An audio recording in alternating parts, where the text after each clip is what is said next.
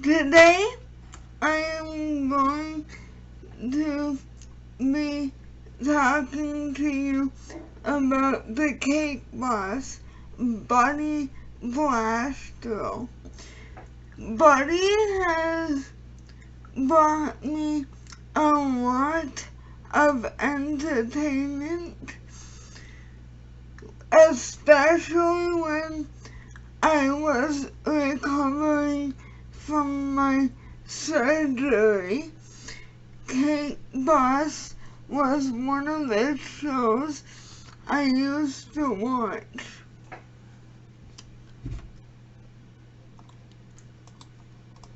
Buddy has a wife named Lisa and 4 beautiful children. Sophia, Buddy Jr., Marco, and Carlo.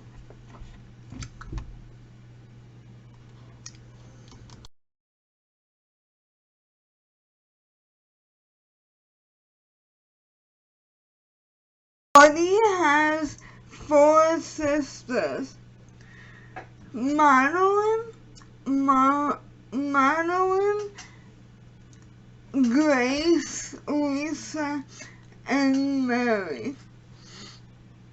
Here they are.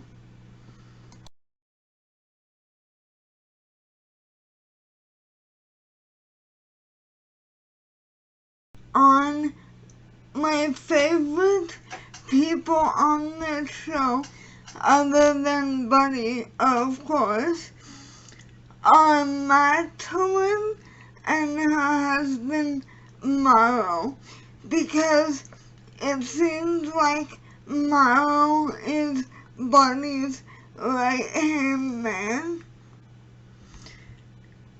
I love them both.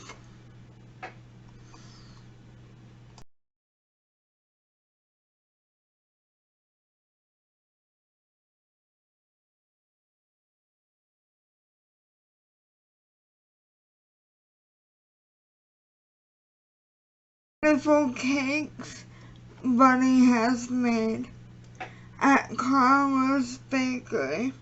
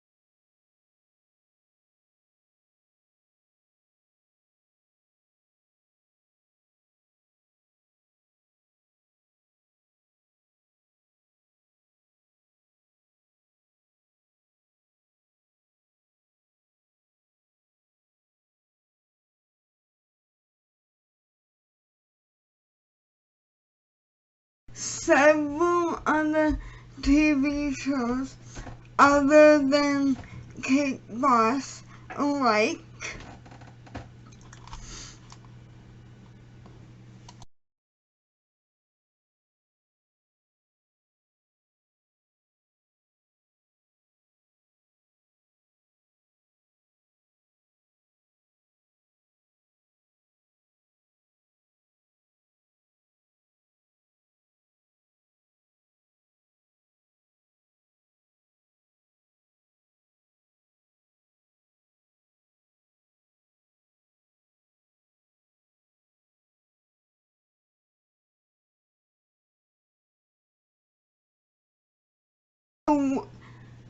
check out the look that Buddy does with the Make-A-Wish Foundation.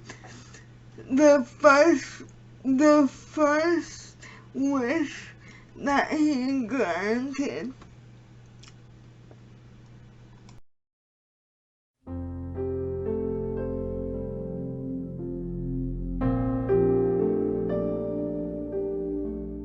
Michelle was just starting her junior year in high school. She was in the marching band, so she had just gone through band camp. She played the mallets. She was working part-time at ShopRite, and she was looking forward to starting her junior year. Well, Michelle's symptoms began actually years ago. She has a condition called neurofibromatosis. And that's a chronic condition where tumors grow along nerves, but they're benign, and you can live a full, healthy life, or you can have every possible bad outcome from it. So she had had increasing pain from the time she was 12, and she was taking handfuls of pain medication just to get through the day. She did everything that normal kids were doing, but come September of last year, the pain was unbearable. She couldn't stand it anymore, kept calling the doctor. He finally said, you know what, you need to come down here. We need to see what's going on. When she got there, she could barely walk. The pain was so excruciating. She had an MRI and she had a PET scan, and they said there's a tumor in there that's definitely malignant, definitely has to come out. We want to do surgery as soon as possible. She was in surgery for nearly 20 hours over a course of 2 days. We then realized how severe her illness was. I mean, we were devastated, and we just couldn't believe it. They said they were pretty sure they got the whole tumor. You know, we knew she would need chemo. We also knew that this particular type of cancer, which was a malignant peripheral nerve sheath tumor, does not respond well to chemo. So if they did not get the whole tumor, her prognosis would not be good. She had been going through chemotherapy for over 5 months. January came around, it was her 17th birthday. She got her driver's license on the first try. She was just so happy. She got in the car as soon as she came home and went to go visit people at the school. We never once thought that anything bad would happen. We just kept forging ahead. And then she went to her junior prom. She was the prom queen. You know, she had been out of school and she was able to go to the prom. She was just so excited. And then I'll never forget, 3 days later, she came up to me in the hallway and just looked at me and said, "Daddy, my back's not supposed to hurt anymore."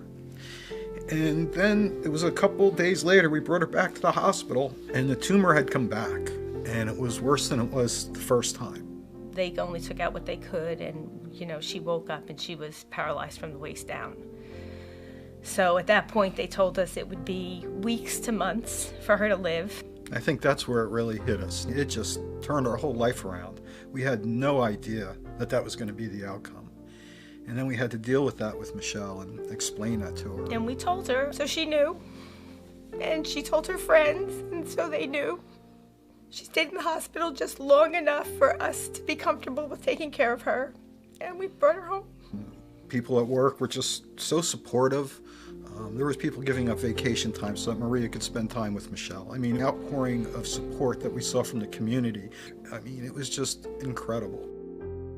We were first introduced to Make-A-Wish from her social worker when she was at CHOP.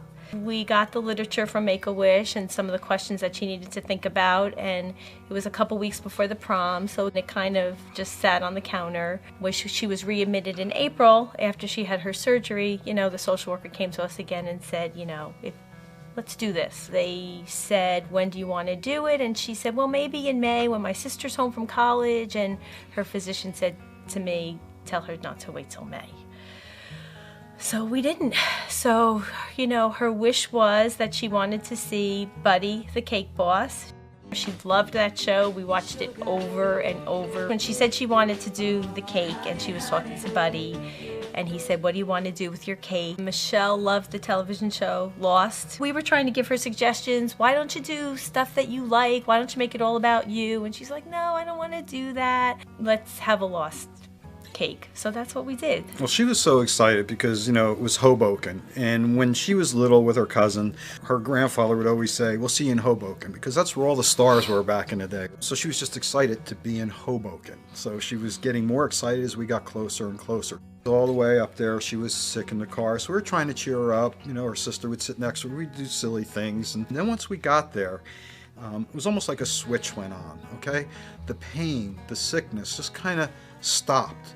As soon as Buddy came out the back door, it was just tremendous. I'll never forget that smile on her face and him coming out there and just greeting her like she was so special. They greeted her, they carried her up the steps to the bakery. They put us in the elevator, and it was kind of funny because Buddy's in the elevator with us, yelling to everybody else, no, a little bit more, no, down. And it started to become a comedic act, if you will. I mean, they were just like they are on TV. First off, we had pastries that we were sharing. But she took a piece of the lobster tail and ate it, because that was his favorite one that he told her. Yeah, I tried this. We're going to split this meal. This is my favorite pastry. Oh, the lobster. Which is, don't worry about it. We're in the bakery. We're going to get messy. We went over by the table where they were going to make the cake. Buddy puts the apron on her. From that point on, it was just her and Buddy. And they painted the cake and put everything on it, and they start putting it together. And it was just incredible. I mean, the look on his face when he's there with Michelle, you could just tell he was just so into it. He would sit there and very meticulously taught her how to make roses. And the fact that we felt like we were part of the family with everyone that was there. Even in the background, he could pay attention to what's going on, and then he would tell the other guys how to do something. You ain't going to be able to airbrush that. You're going to have to paint it.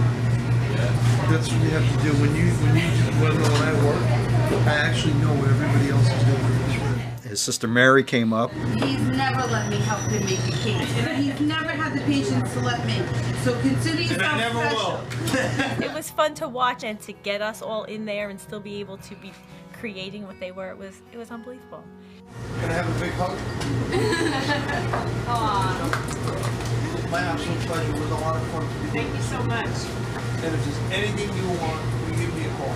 I can really say I'm proud of what we did here together, and I think it looks pretty amazing.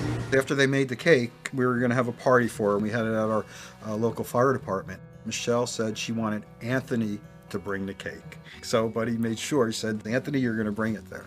And as soon as we pull up, the marching band was there and played music for about 20 minutes before we even got into the building. And then when we get in there, you know, all her friends were there. It was a great outpouring. And then Anthony brought the cake in, and Rob was with him.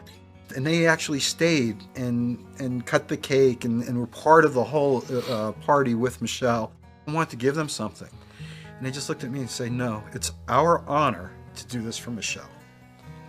And, you know, that's just the way that whole family treated us. I mean, we're Italian, and we just felt welcome. We thought it was like our relatives. I was talking to Buddy, and I asked him if it would be okay if he would, you know, keep in touch with her, just because, you know, we knew that the time was short.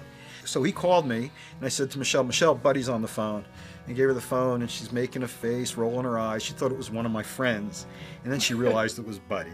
They exchanged phone numbers. He even told us he's not someone who texts. And he and Michelle were texting on a regular basis, to the point where his wife actually questioned him, who are you texting and who is Michelle? Buddy had told her that he's having the 100th anniversary of the bakery, and he invited her, and so Michelle had passed.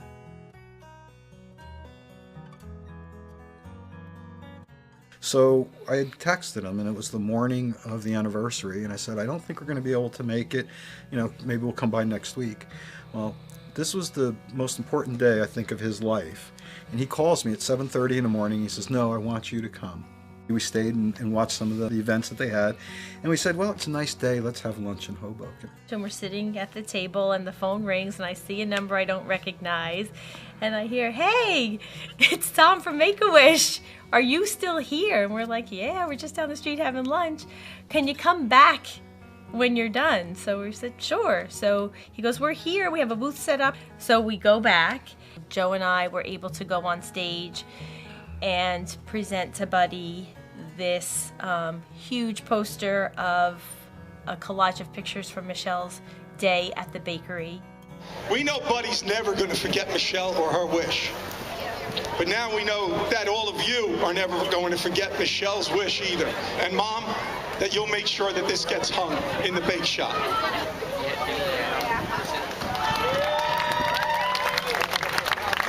And his mom actually said to us, "Don't you worry, this is going to be hanging in the bakery. We won't let them forget Michelle." I can't tell you how much meeting Michelle did for me. She was such an amazing, special girl, and there's a special place in my heart for her, and anytime I can do anything to help the Make-A-Wish Foundation, I will. I promise. It was phenomenal to be there, to see him again, to realize the impact that this event had on him, his family, how it changed his life. A lot of people that we know have gone to the bakery because of Michelle's story. Yep. You know, they'll call us or they'll text us and they'll say, "We saw that poster, Michelle's poster's at the bakery." So it's just, it goes on, and it's awesome because that's her legacy. Just to get back to the statement I made earlier about her grandfather talking about seeing them in Hoboken. Tom had presented the poster to Buddy in the picture, and it's hanging up in Carlo's bakery, and now they can see her in Hoboken. Make-A-Wish was able to give Michelle so much happiness in what ended up being her last couple weeks of life. It gave her something to look forward to. It gave her something to cherish. It gave her a means to see hundreds of people before she died in a celebration of her life. It gave us that opportunity to see her so incredibly happy that I don't think anything else could have at that point. It just was an amazing opportunity. I don't think there was a person in that bakery or a person who came to that party that wasn't so deeply touched and moved by that experience. And it was because Make-A-Wish let that happen. We can never thank Make-A-Wish enough for what they did in bringing the happiness that Michelle had the last few days of her life.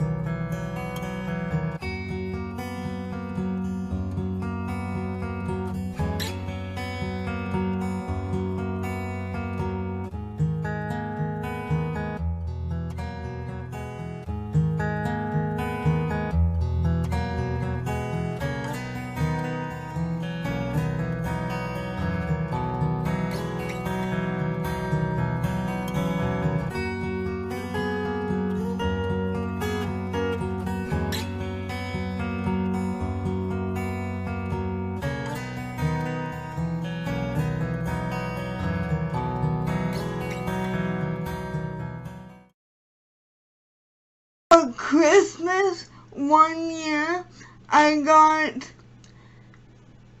tickets to go see Buddy at one of his stage tours in Toronto. And when he got on stage, he said himself, "I feel like a rock star." And I think it was because of all the excitement from the audience and the screaming. Roll footage.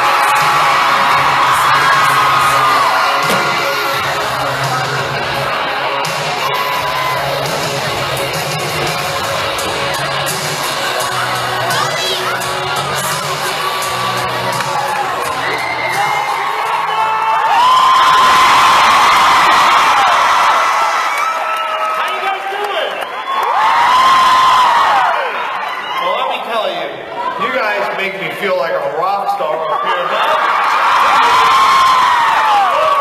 Great. And honestly, that's purposely why I ended my tour. Can you imagine my sister's making those cakes? Grace can't even boil water. I mean, that'd be all cockeyed and messed up, you know? But just because my sisters don't like to bake and cake decorate, I'm sure that we have some wonderful women right here in Toronto that like. Because I'm going to be three ladies to come up here and help me bake.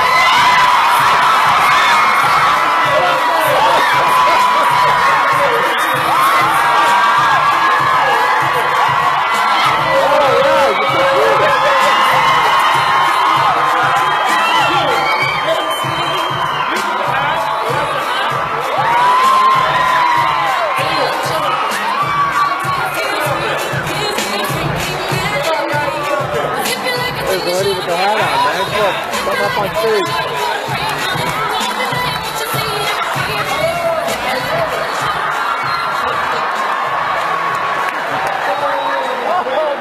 Thank you.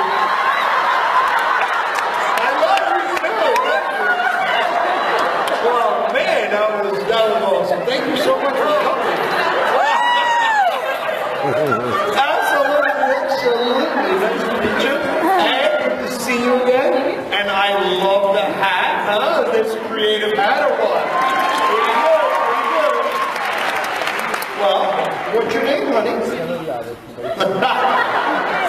Sonia? Where are you from? What's your I was in Woodbridge.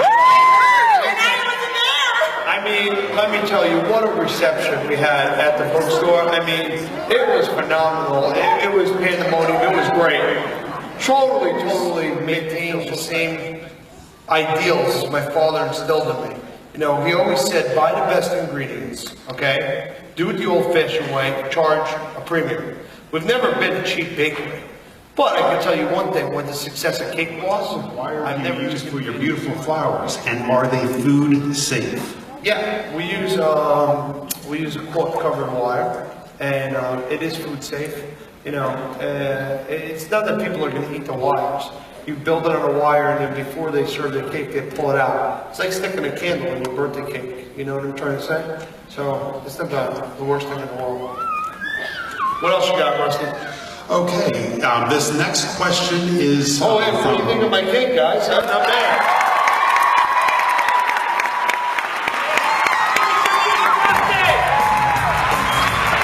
Sophia was wondering, do you buy your fondant or do you make it from scratch? And if so, how do you make it? I do not make my fondant from scratch. We buy it. Okay, the one you buy is just as good as the one you make from scratch. Definitely more consistent.